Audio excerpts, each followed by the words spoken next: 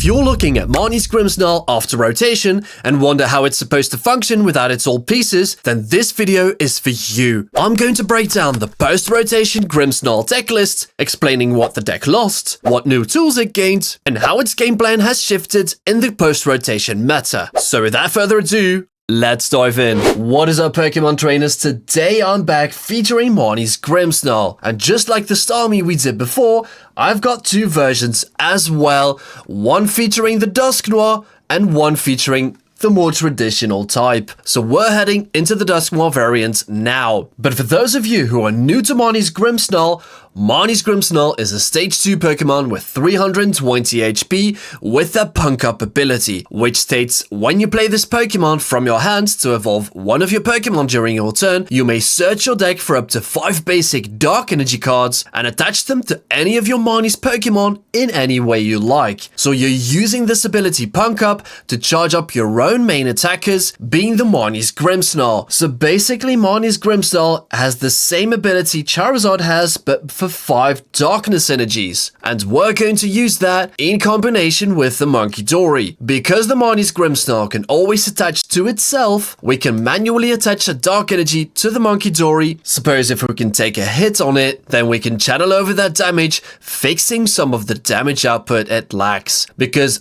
just like the Starmie, Marnie's Grimmsnarl has a damage output of 180 damage, but it can also do 30 damage on the bench. So Shadow Bullet for 2 darkness energy does 180 to the active Pokemon and 30 to one of your opponent's benched Pokemon. Do note, like I said before with the Starmie, Shaman is going to block that damage. But being a Stage 2 Pokemon with 320 HP, odds are less likely this is going to get one shot. So that's why I included some copies of the Munkidori. Like I said, you can attach onto the Munkidori, channel over some damage to be able to achieve those knockouts faster. And then of course, this is the Dusknoir package. So for those of you who don't know what Dusknoir does, Dusknoir has this Curse Blast ability, which states once during your turn, you may put 13 damage counters on one of your opponent's Pokemon. If you use this ability, this Pokemon is knocked out, which means your opponent takes a prize from it, but you get to do 130 damage on any chosen Pokemon. And that is going to be really good because that is going to help us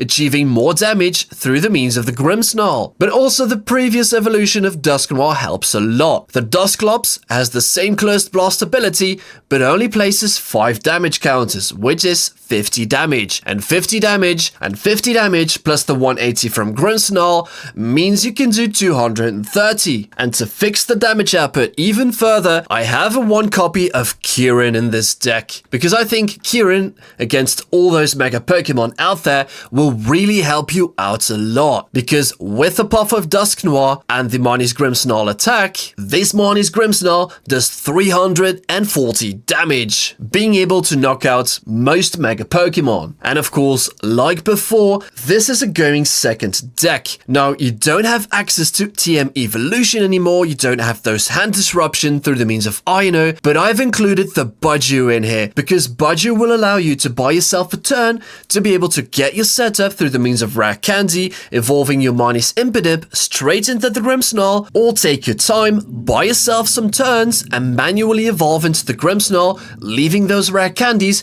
to evolve the Duskull into Dusknoir. And then of course I might hear you say like, hold up Onesie, there's the Stadium cards which help prevent the damage counters being placed by Dusknoir and Munkidori. Great point. That's why I included 4 copies of Spikemouth Gym, because this is going to help us not just boot the Stadium, being the battle cage, but also enhance our own setup capabilities. Because through the means of Spikemouth Gym, we can always grab out a Marnie's Pokemon from our deck and reveal it to our opponent. So of course, because you play this high count of Stadium cards and supporter cards, you might as well add the secret box to add that consistency as well. Because this secret box will allow you to grab a rare candy, a Spikemouth Gym, a supporter card, perhaps the Team Rocket's Petrol, or perhaps the Lily's Determination, and then you can go grab a tool card as well, being the Air Balloon, being able to retreat your active Pokemon. And if all else fails, second, there is this one copy of Meowth EX. So Meowth EX, when being benched from your hand,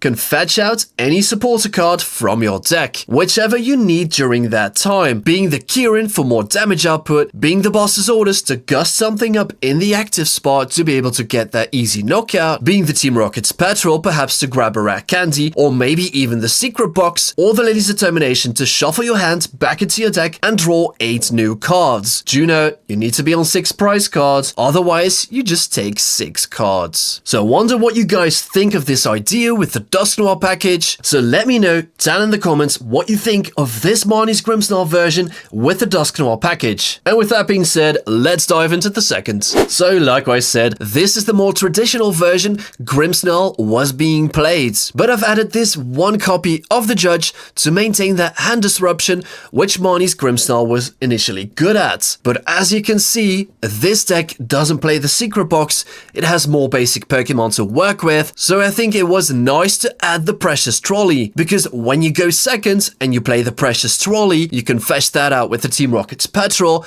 you can already have your setup up and rolling. You can go grab 2 Marnie's Impidimp, you can grab 2 Munkidori, perhaps 1 Snorant, or 1 Munkidori and 2 Snorant, and then perhaps attack with the Maractus. This Pokemon is going to help you buy some turns, because with the rotation of Professor Turo's scenario, Pokemon cannot leave the active spot quite easily, and trapping the opponent's Pokemon through the means of this Maractus is going to be really good, because this Maractus has the corner attack. It does 20 damage to your opponent's active Pokemon, but that Pokemon, during its next turn, cannot retreat. And that's going to be really good because you can gust something up in the active spot which cannot attack, not retreat, and you buy yourself some turns to be able to ramp up the damage with a Frostlass. Do note, you do damage yourself, so your Pokemon with the abilities, you do damage yourself, but you can channel over that damage through the means of the Munkidori. So like I said before, this follows the more traditional version of the Marnie's Grimmsnarl, but you got yourself some more consistency as well, because there's also the inclusion of Iris's Fighting Spirit, which states you can only use this card if you discard another card from your hand, and then you may draw until you have 6 cards in your hand.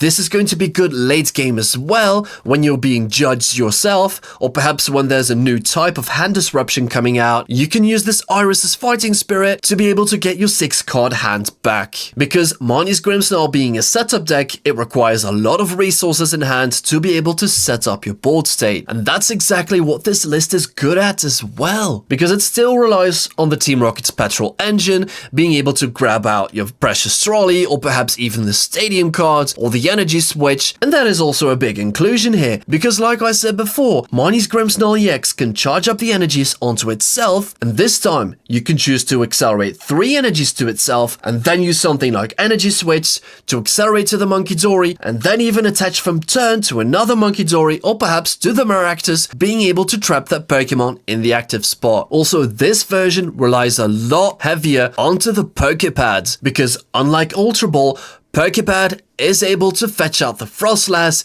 perhaps the Shaman, the Maractus, because those Pokemon all exceed the 70 HP threshold. So those Pokemon cannot be fetched out by Buddy Poffin. So that's why there's a heavy count of Pokepad being able to fetch out the Shaman, fetch out the Maractus, or even fetch out the Munkidori, whichever you need at that current time. So unlike before, I think Marnie's Grimmsnarl will be much more better positioned in the post-rotation meta, but I do wonder what you guys think of these versions I showed you, so do let me know down in the comments. And that wraps up today's video. If you enjoyed today's video, please make sure to like and subscribe, as well as letting me know down in the comments what you think of this post-rotation Grimmsnarl deck list. And if you want to stick around for a little bit longer, I've got more deck profiles, gameplay videos, and learn to play on this channel. And with that being said, I'll catch you in the next one.